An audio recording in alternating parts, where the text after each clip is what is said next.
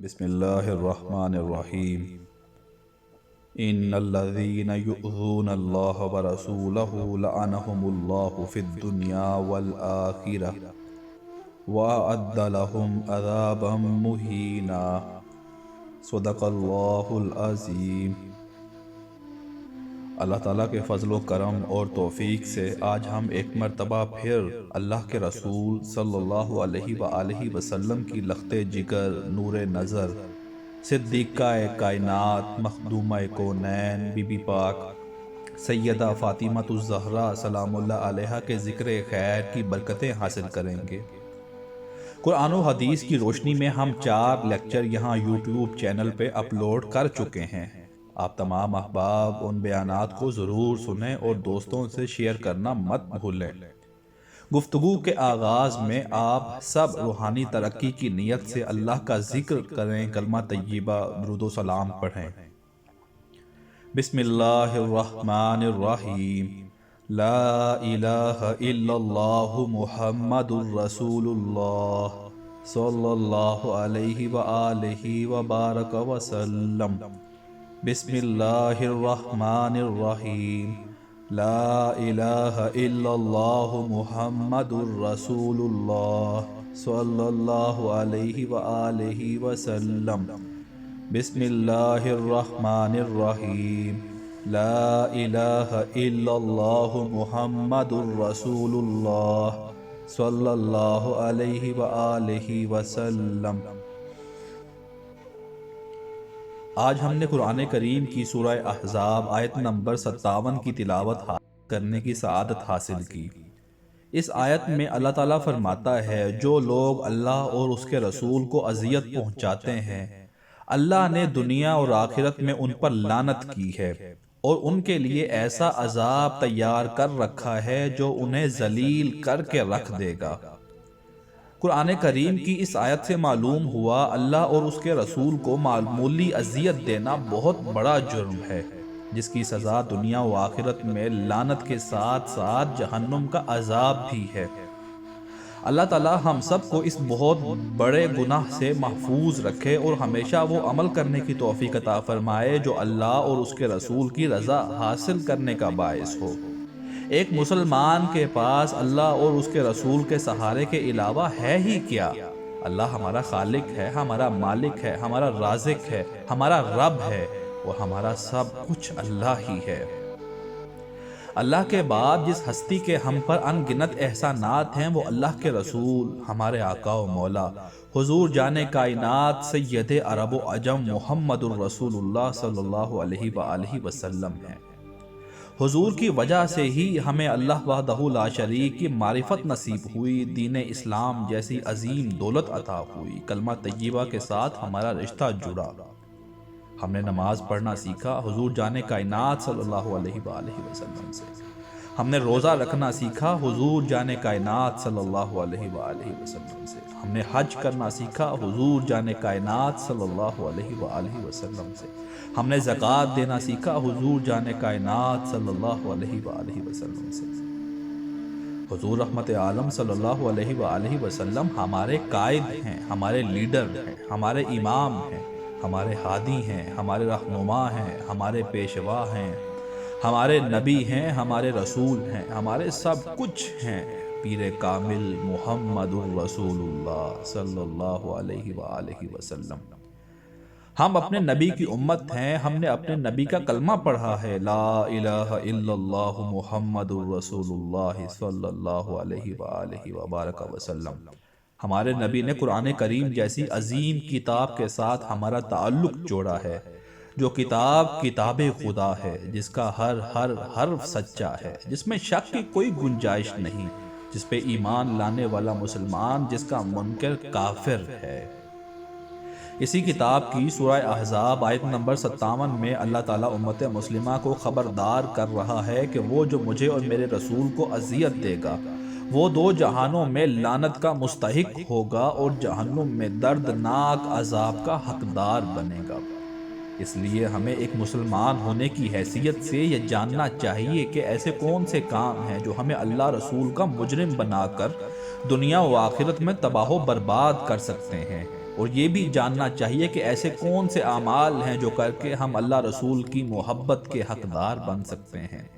اس کے لیے ضروری ہے کہ آپ اللہ کی کتاب قرآن کریم کو بار بار پڑھیں، نبی کریم صلی اللہ علیہ وآلہ وسلم کی احادیث کا بار بار مطالعہ کریں اور قرآن و حدیث کی روشنی میں جاننے کی کوشش کریں اللہ رسول کو آپ کے کس عمل سے خوشی ہوتی ہے اور کس عمل سے اذیت ہوتی ہے۔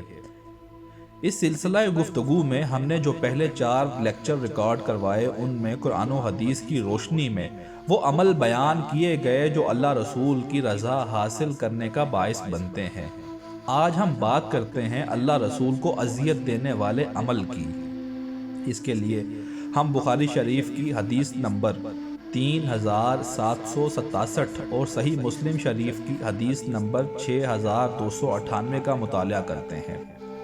حضور جانے کائنات سید عرب و عجم محمد الرسول اللہ صلی اللہ علیہ وآلہ وسلم فرماتے ہیں، فاطمہ میرے جگر کا ٹکڑا ہے، جس نے فاطمہ کو غضبناک کیا اس نے مجھے غضبناک کیا، جس نے فاطمہ کو ناراض کیا اس نے مجھے ناراض کیا، جس نے فاطمہ کو اذیت دی اس نے مجھے اذیت دی۔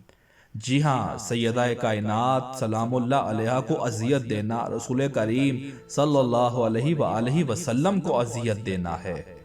جس نے سیدہ کو ناراض کیا اس نے اللہ کو ناراض کیا، اور آپ قرآن کریم کی سورہ احزاب آیت نمبر 57 میں پڑھ چکے ہیں، اللہ رسول کو اذیت دینے والے پر دنیا و آخرت میں لعنت اور جہنم میں دردناک عذاب کی وعید سنائی گئی ہے۔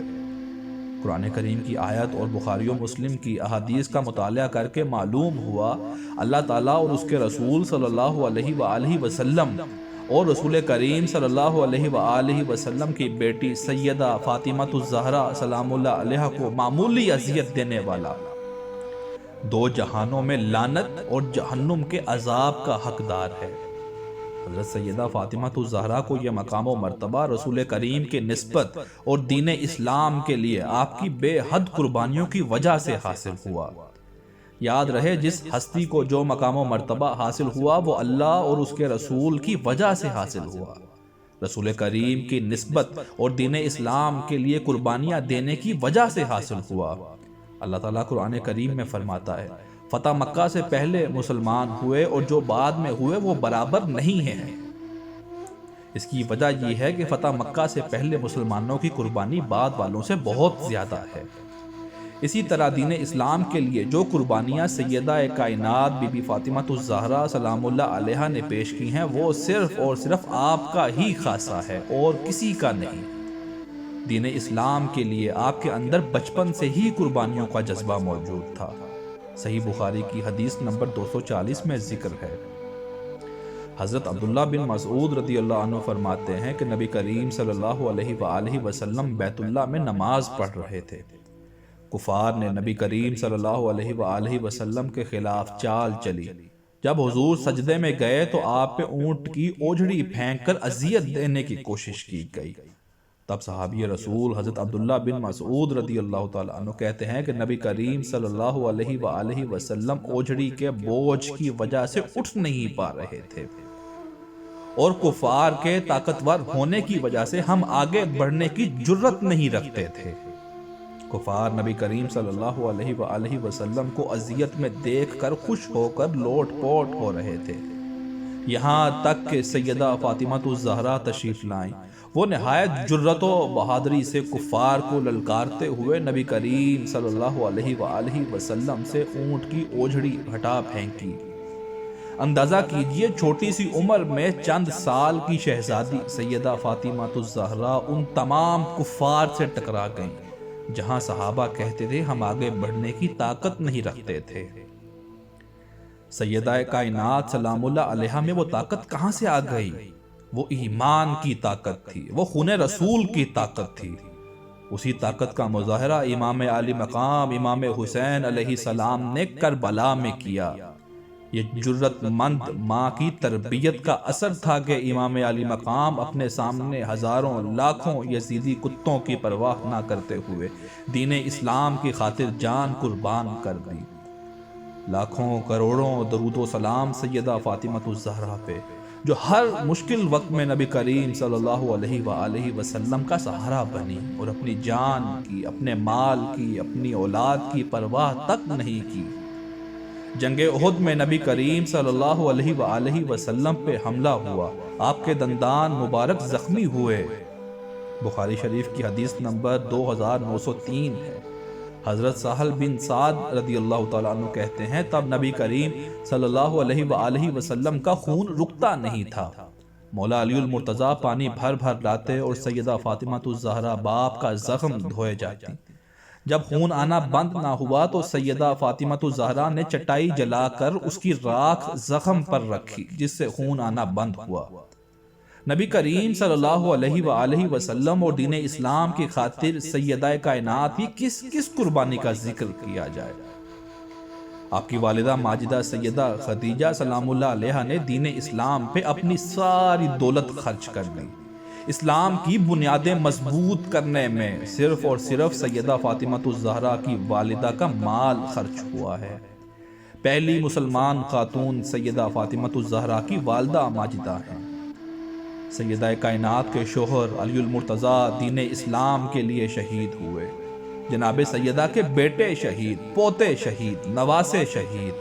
حضور سیدہ فاطمہ الزہرا کی بیٹیوں نے اسلام کی خاطر قربانیاں پیش کی، قید ہوئیں، چادریں چھینی گئیں، کربلا سے کوفہ اور کوفہ سے شام تک قید کر کے ان کی توہین کی گئی، اور قربانیوں کا یہ سلسلہ رکا نہیں، آج تک جاری ہے۔